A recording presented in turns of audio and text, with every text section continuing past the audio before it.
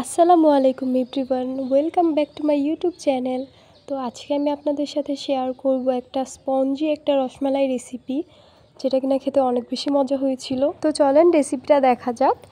তো প্রথমে আমি এখানে একটা ডিম নিয়ে নিয়েছি। আমি ডিমটাকে ভালো করে ফেটে নিব এখন। তারপর এখানে আমি 2 কাপ পরিমাণে একটু গুঁড়া দুধ নিয়ে নিয়েছি। তারপর আমি এখানে 1 টেবিল চামচ পরিমাণে ঘি নিয়ে নিয়েছি। ঘিটা কিন্তু দিবেন, স্মেলটা অনেক বেশি ভালো আসে। এখন আমি এটা ভালো করে মিক্স করে নিচ্ছি গুঁড়া দুধের সাথে। আর এর সাথে কিন্তু আপনারা একটু কর্নফ্লাওয়ার আর একটু বেকিং পাউডার দিয়ে দিবেন, তাহলে কিন্তু সুন্দর হবে। আমি দিতে ভুলে গিয়েছিলাম। তো এখন আমি ফেটে রাখা ডিমটা একটু একটু করে দিয়ে দিব, অল্প অল্প করে। আপনারা একবারে ঢেলে দিতে যাবেন না, যতটুকু পরিমাণে লাগে ততটুকুই দিবেন।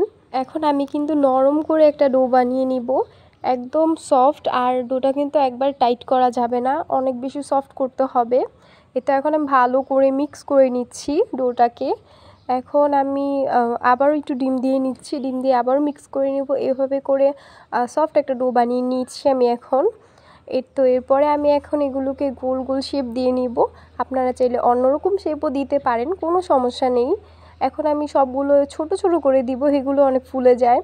তা আমি ছোট ছোট করে দিয়েছি, যেহেতু রসমালাই বানাবো। এখন আমি সবগুলো বানিয়ে ফেলবো একে একে করে। আমি একবার ছানা দিয়ে বানাতে গিয়েছিলাম, তো আমারটা না হয় নাই, অনেক বেশি খারাপ অবস্থা হয়ে গিয়েছিল। তো আমি ছানার ক্ষীর বানিয়ে ফেলেছিলাম। তো এখন আমি সবগুলো একে একে করে নিচ্ছি এখানে। আপনারা কিন্তু ডোটা একটু সফট করে মাখবেন, না হলে কিন্তু দেখবেন দুধের মধ্যে যখন দিবেন ফেটে ফেটে যাবে। তো এখন আমি এখানে 1 প্যাকেট দুধ দিয়ে নিচ্ছি, 1 লিটারের মতো দিয়েছি মনে হয়। আমি ঠিক পরিমাণটা বুঝি না। আমি কিন্তু এখানে 3 টেবিল চামচ পরিমাণে চিনি দিয়েছি। এখন আমি এখানে ক্যারামেল করে নিচ্ছি চিনি দিয়ে। এখন আমি দুধটা ঢেলে দিব এটার মধ্যে। আর আমি কিন্তু দুধের সাথে একটু পানিও অ্যাড করেছিলাম, যেহেতু অনেক টাইম লাগবে মিষ্টিটা হওয়ার জন্য। এখন আমি একে একে মিষ্টিগুলো ছেড়ে দিব, এভাবে করে মিষ্টিগুলো দিয়ে না ঢেকে রাখবেন, নাহলে কিন্তু মিষ্টিগুলো ফুলবে না একদমই। আপনারা চেষ্টা করবেন একটু ঢেকে রাখার। তো এই তো আমি এখন এখানে সবগুলো দিয়ে দিচ্ছি। এই মিষ্টিটা বানাতে কিন্তু একদমই সময় লাগে না, 30 মিনিটের মতো লাগে আসলে। তো আপনারা রেস্টে রেখে দিতে পারেন। আমি তো গরমই খেয়েছিলাম, গরম খেতে আমার কাছে ভালো লাগে আসলে। এই তো দেখতে পাচ্ছেন এখন কিন্তু ফুটে যাচ্ছে একদম। আর এই তো আমার মিষ্টিগুলো দেখতেই পাচ্ছেন আপনারা, এখন কিন্তু ফুলে দ্বিগুণ হয়ে গিয়েছে।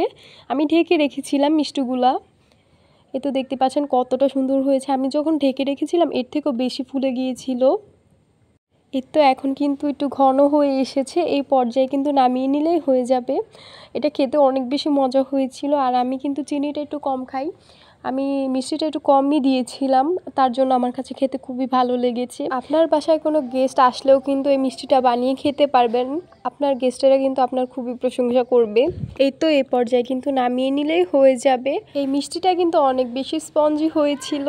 তো আপনারা বাসায় সবাই ট্রাই করতে পারবেন, ফেল হবেন না এই মিষ্টিটা বানাতে গেলে। তো আল্লাহ হাফেজ সবাইকে, সবাই ভালো থাকবেন।